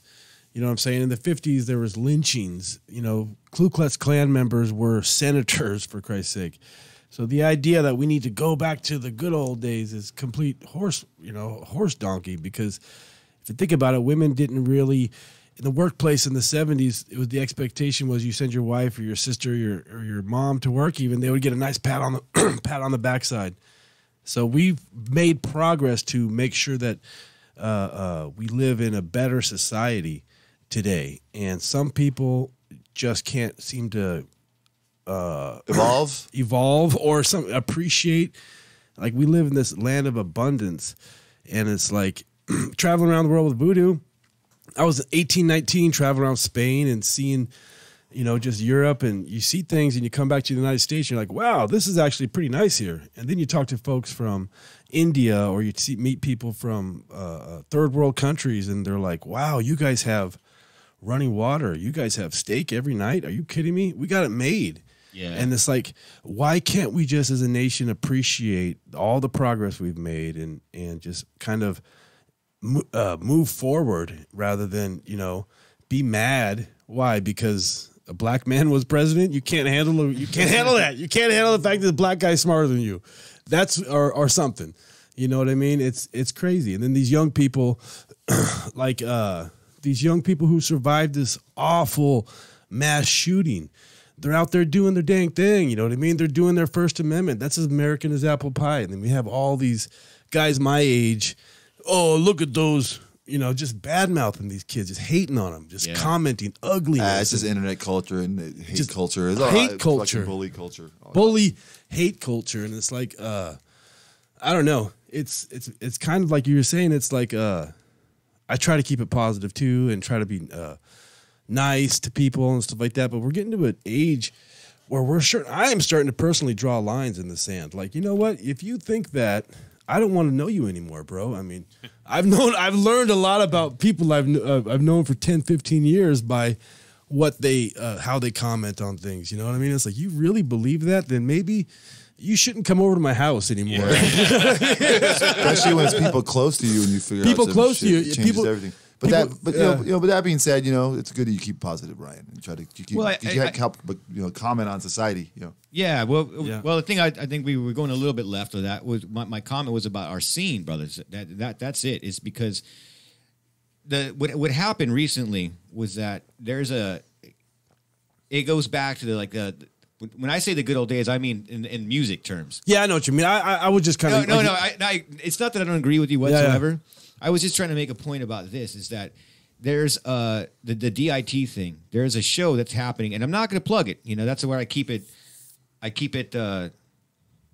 Well, try not to talk too much shit, but there's another show. Stay neutral. Yeah, that night on April 6th when you guys are playing. Oh, okay. Another really, really good band that I love and respect. But the problem is, my band got asked to play, and then they said, "Hey, do you want to sell tickets?" I'm like, "Dude, I'm in my fucking 40s, dude. I don't sell tickets, you know? Yeah. I can play with fucking whoever I want. I'll book shows with whoever I want." Yeah. They're the reasons that's killing the fucking scene. That's why I want to do the DIT thing. That's why I'm like, you know what, dude? Fuck you. We don't need you. If the bands would stick together and help each other out and get each other shows, we don't even need promoters, dude. We just need ourselves. You know what I mean? You're going to ask me to sell tickets. I think you guys are killing the fucking scene by making bands sell tickets. Like you guys are a new, basically almost kind of like a new band, right? Yeah. And that's what you're saying. It's hard to get in the door. Same thing with me, you know. Yeah, we won't do that. I mean, we'll pay to play. play. Pay to play. We'll just wait for we'll wait for a small show and just have fun. And that's what ruined the comedy scene in the Inland Empire. In my own humble opinion, is that you want to perform at the Ontario Improv, I can make that happen for you. Right? Yeah, so can you, Mark. All you have to do... Bring $800? Yeah. You know what I mean? But it doesn't really organically produce the best and the brightest and the most interesting and creative comedians. What it does, it turns into an echo chamber where, you know, a guy brings 20 of his friends and no matter what the guy says, these 20 friends are going to laugh, and it's a contrived, fake... reality world bullshit. Whereas, like, if you study the history of comedy and things of that nature, these guys, they weren't never doing that. Like the old Laugh Factories with Letterman and Leno and all those guys, they were actually going up there and slugging it out in front of strangers. Yeah. They weren't Yeah. fucking bringing, their, I saw that occurring in the comedy scene a little bit, and not to say that there's not great comedians out there. I just put a comedy show together recently with Ace Gian. Fantastic. There's great. Brian Petrosak is great. A lot of great comedians. Yeah, like the whole pay to play thing. The pay to play thing, though, it fucks up music. It fucked up comedy, and I understand this one artist gal was telling me, the gal that did that, Tavia was telling me. No, her name's Tava. Tava. dude. God dang it! I didn't want to even How many say her times- name how because I'm many an times asshole. You have to Tava. be told. Okay. Tava, I'm sorry. Jesus. I was trying to avoid saying her name, hoping you would say her name first. But she was telling me the same thing exists in the art world. Like, oh, yeah, you want to have a show here at this prestigious gallery? Sure. All you have to do is, Buy your way in. buy your way in. Yeah, I mean, we'd rather just keep it organic. Play. It speaks for itself. We had some friends giving us shows. We'll play. Play and have fun with your friends. That's right. There's no like, oh, hopefully I get discovered by the guy from fucking Geffen, and he, sets me up in a condo in L.A. so I could develop my demo. And there's none of that shit. There's like That hasn't happened since the 80s, man. Yeah. Like, remember they used to say, there's It going to be a happened. record executive. It happened to like some unnamed Riverside bands that do like that kind of no, I'm not gonna say names. They get famous and do showcases and Who you Yeah, talking, but- who you talking about? Yeah, I know who you're talking about. I think I know who you're talking There's like about. one- But you wouldn't do that to any. one hit wonder shit. You know what I mean? And, Yeah, I know who and you're it's like talking we about. never. Did I never mention even him earlier in the show. Yeah, yes, you did. I never had any problem. That's weak ass shit. I never had any problem. Half rapping ass motherfuckers. No, I'm just kidding. Just the You get famous off a cover song, you suck. yeah. Fuck No. off. No, but no. I just talk shit about people on Facebook, and you fucking suck. All right, there's that you. But that being said, though, man, getting back to the whole thing is just fun with your friends. Yeah. Practice in a room. Keep it real, and maybe more friends will come, and maybe their friends will come, and so on and so on. Exactly. Yeah, that's kind of like the approach. It's kind of always been that, and as somebody you would think would be kind of spoiled, I guess. Like I'm spoiled.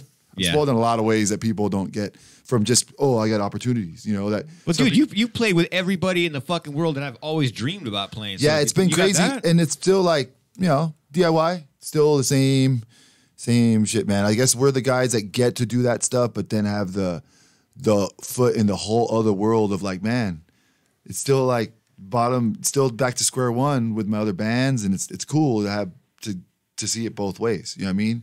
Well, I don't take it for granted that the fact that I got one foot in the door of like, I get to do cool stuff still. Thank you. And get some opportunities to see the world still and make money at it. To be fair, and then I get the other side where it's like, back to square one, but it's still just as fun. I have just as fun with this band on stage that I've ever had with Voodoo. You know what I mean? We have a great time, and it could be in front of 50 people. That's right. It's fine. It's still a good time. There's no prima donna. There's no prima donna shit. Yeah. I'm not saying I don't wish we had some bigger shows once in a while for this band to get seen.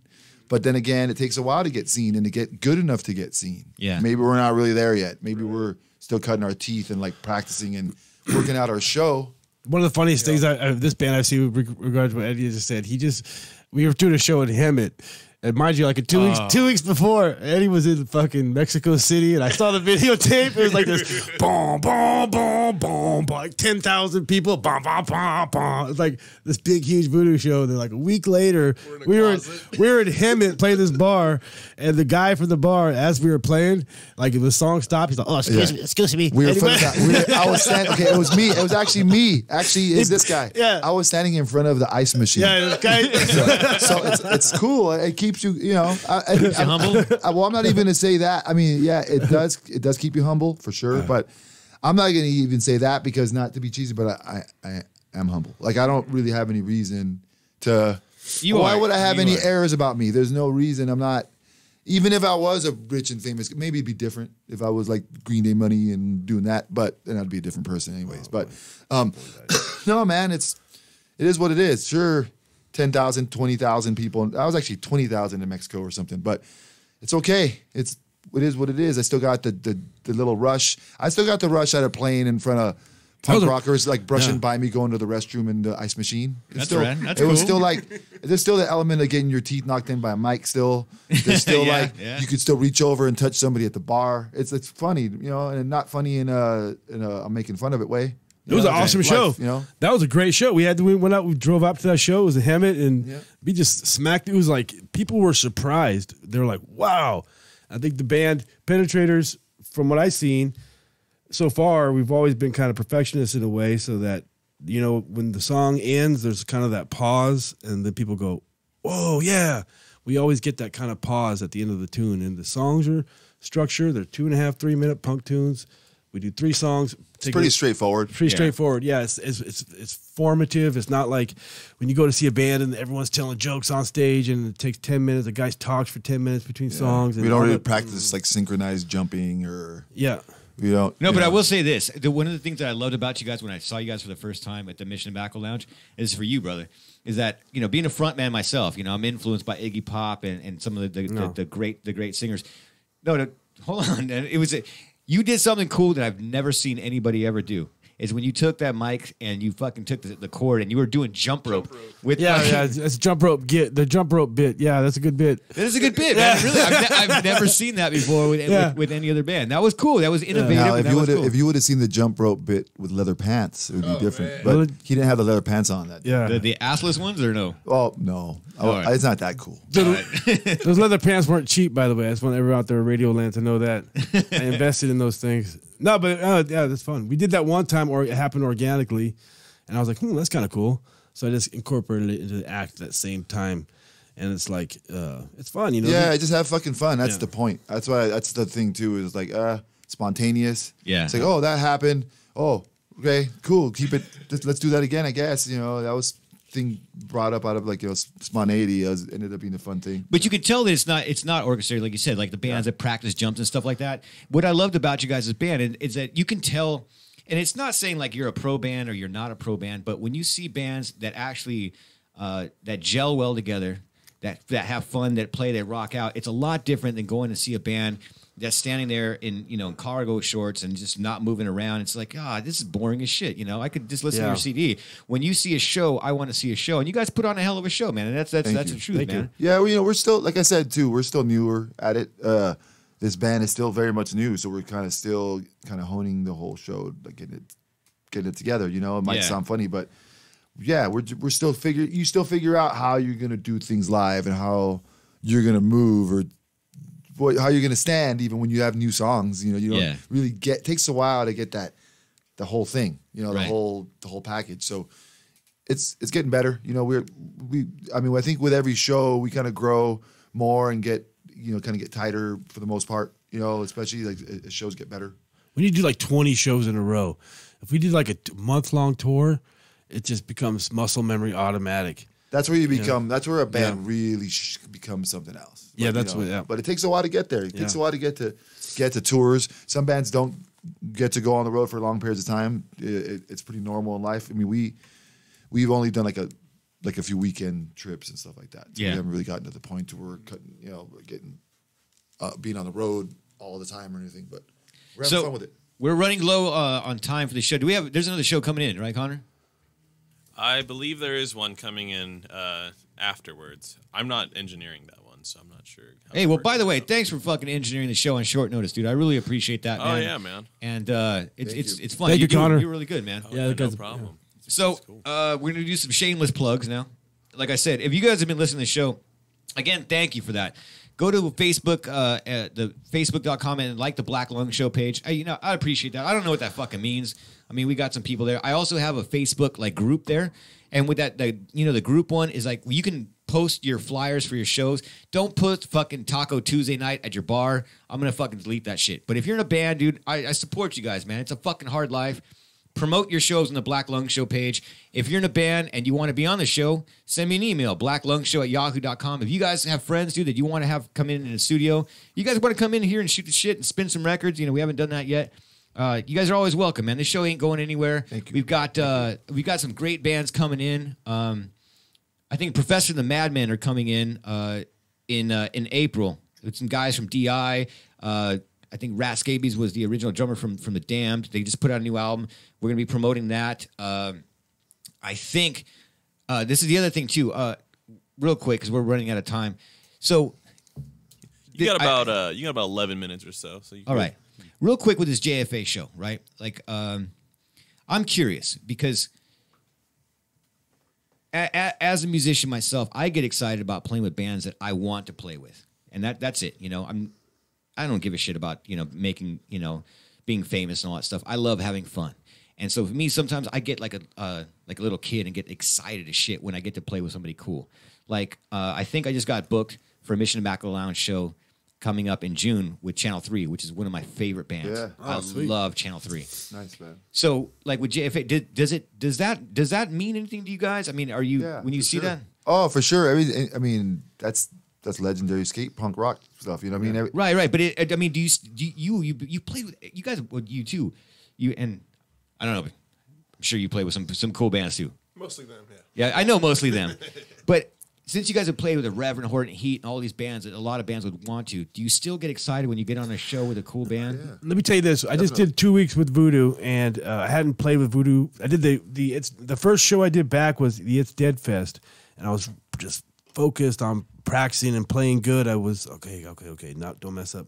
And then I did a couple more shows, and then I got a little looser. Then we did 2 weeks on the up and down the coast, and it was a blast. And I got to bring my wife and 2 girls with me. They're 13, and my wife is, she's kind of a square. She's not into rock and roll or whatever. Your wife's 13? No. No, the kids Set are 13. it on the air. The kid's at 13, and she's 38. But she for them, it was awesome, so seeing it through their eyes, because I've seen it before and done it before, and leaving it and coming back to it, it's awesome. You know what I mean? I get to see Rev. Wow, that's neat. Look what he's doing. He's standing up top of the bass. That's cool. And even when I left Voodoo, I saw Voodoo a couple times. I was like, wow, that's a good act. And even the incantation of Voodoo now is still a viable act. Right. I mean, just ask the 2 13-year-old girls that had never seen this stuff before in their lives, and they were bouncing around the whole time going, hee, hee, hee. Yeah, that was great. You just know what I mean? You just remind me. I got a good Rev story for you. Okay. I saw the Reverend Horton Heat at the Palladium in 1995 or 1994, and it was with the Lunatics, one of my favorite bands. Do you ever play with them? Oh, no, but you know what? Their records though, They're bad as shit, right? Yeah. Great. They're not around anymore, but listen to it. But I was at the show, and this is one of the coolest things I've ever seen. So we're sitting there watching the Reverend Horton Heat, and it was when I think Martini Time had just come out. Yeah, we did that tour. We played the Palladium with the Reverend on that tour with Big Sandy and with the Vandals, but it might have been a different leg of that tour. It was a different one. But what was cool as shit, right, was that he said, "Hey man, I need a martini, and we're not playing another song until I get one." And he's like, "If you don't fucking bring me martini, I'm gonna bring a fucking rock star on stage." So this fucking martini coming through the crowd, and it's going up to him. And it was obviously staged. And so by the time it got to him, he was like, "Oh, fuck it, I'm bringing somebody out." Brian Setzer came walking out and just started fucking rocking out with the Rev. cool. Yeah, that was fucking cool as shit. Anyway, we're running out of time. I want to do this. Like I said, shameless plug. I don't play my band very much on the show, but there's a reason why I want to play it here, because this motherfucker right here, Eddie Casillas, if you're in a band and you want to record good music and you want to have a good time, that's very, not, I don't want to say low key, but low pressure, just have a good time. Dog Run Studios, brother. Look this shit up. If you're I don't care where you're at in Southern California, drive down to Riverside, right? The IE motherfuckers, and go to Dog Run and record there. This is my band, Something Ferocious. Our new EP is coming out real soon. Yeah, we recorded all of it over at Dog Run Studio. Yeah, it was great. It was a good time, man. Thank you. This is Cool a band, a cool quick guys. one. This is a quick song, little punk rock song. Which one you want to roll? Reckless. Reckless. Gotcha. All right, this is Something Ferocious for the first, kind of the first time.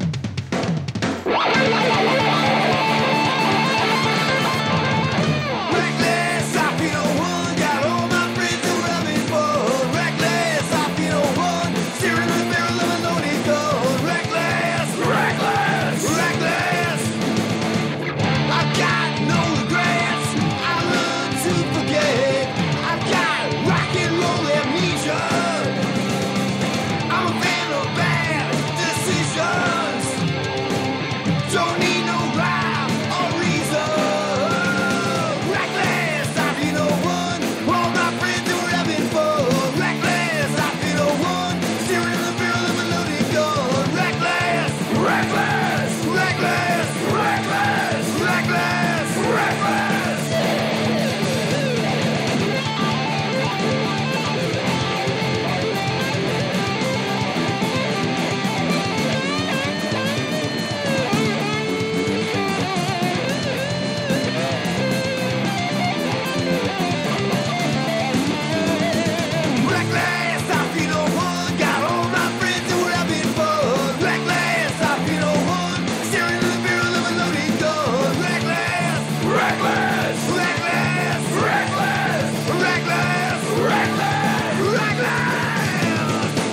Something Ferocious live on the Black Lung Show. That's yours truly singing right there. And that's the Good kind of stuff, man. Thank you, man. Hey, dude, you made it sound dope, man. That was Thank fucking you. badass. Yeah, I love doing. That's one of my many joys is figuring out how can I make a band sound cool on recording. That's You did I've been doing that for a while. I've been just working my home studio for about almost 20 years actually. Sounds great, dude. And I'm saying thank you from me and the band. Thanks dude. for coming to my place, man. It's a big deal. It's awesome, man. If you guys fucking want to record, with a legend, and just ask him, he'll tell you he's a legend. Eddie, we only got 5 minutes left. Is there anything else you guys want to plug? Any shout outs you guys want to give, man? Are we gonna do another tune? We can. Which one do you guys want to play? We'll go out with it. Let's do Dreams. You want to do Don't Dreams? I was gonna play the Spin the Selector, man, but you guys know what the Selector sounds April like. 6th, MTL. Sorry, I didn't mean to interrupt. April 6th, MTL with JFA. Thanks for getting us on the show. You got to do it. Hey, I got Ryan some other Greg. shows for you. Yeah, thanks Ryan and Greg for the show. Yeah, thank you for that. It's great. Come hang out with us, dude. I'll be there. We're going to be representing chaoticradio.com, Greg Dixon and myself. 2 shows from there. Like I said, come see us this Saturday night with JFA. We're warming them up for the Penetrators. And the one thing I was going to say about this show, when I was talking about that pay to play, why I hate pay to play, is because you get some asshole motherfucker that just doesn't care about the scene, and they'll book any band. So your friends go there to see a show, right? And they're like, fuck, when's my friends gonna play? Like, there's a reggae band, there's a fucking alternative band, there's an acoustic band. Oh, I know Yeah, exactly like what you it's mean. just It's bullshit, whack. right? Back in the day, Open mic. Yeah, you would go see like a 98 Posse show, right? Yeah. That was rad when you see. those were our dudes, man. Yeah. Bill Fold. Bill ended up being the Coachella guy. He's Exactly. huge. Now. And why? Because he knew what he was doing. Like, He's huge Yeah. now. Yeah. When I would go- he's still down to earth and really cool too. when I would go there, when you would go see a 98 Posse show, you would see Voodoo Glow Skulls, Podunk, Arkansas, Skank and Pickle, man. Fucking, I haven't heard that name in a while. It's a bunch of. I'm telling you, I was there, man. I loved it. Anyway, that's what we're doing with this show. So my friends, the Lipstick Stains are opening the show. The Penetrators are playing. Toxic Energy and JFA. You got 4 badass bands. $10. That's it. Just come there, hang out. We'll drink some beers with Come you. downtown Riverside. That's hang out it, with man. us. April 6th, motherfuckers. There's another show there. Do it. Don't support fucking pay to play. Fuck those assholes. Anyway, you've been listening to the Black Lung Show live on chaoticradio.com. Which song are we gonna go out with? What do you Let's guys go want? out with Dreams. When Dreams Come True. This is me and Keith actually wrote this tune. So if he's listening out there, Keith, get better. I know you're doing well. Hopefully, I'll see you back in the fold. This is a example of Keith's strumming and writing skills. That's why I think it's appropriate. But the last tune on the album is When Dream Comes True. Thanks for your time, man. Thanks for having us. Thank you. Thanks for having me. Thanks for coming in the studio, man. I love this band. The Penetrators live on the Black Lung Show on chaoticradio.com.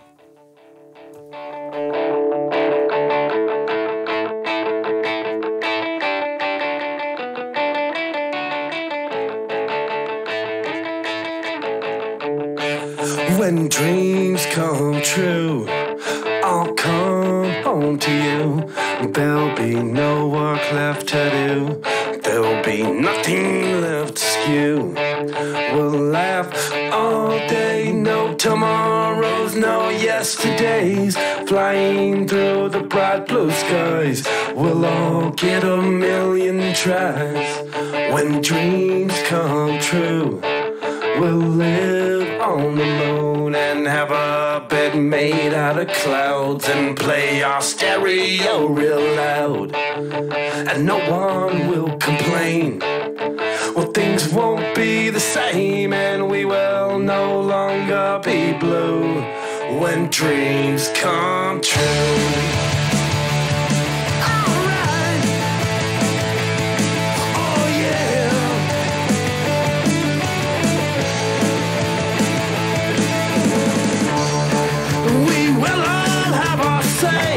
Egos won't get in the way, and no one will be cruel, no one will be made a fool. And if you get sad, someone will hold your hand.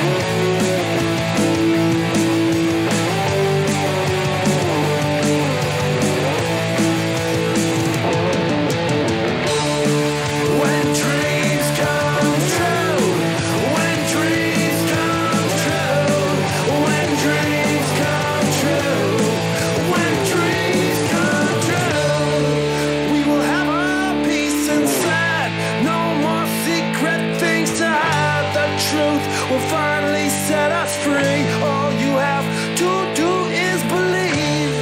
Some say it's not real, that these things won't ever be, but they will, I promise you, when dreams come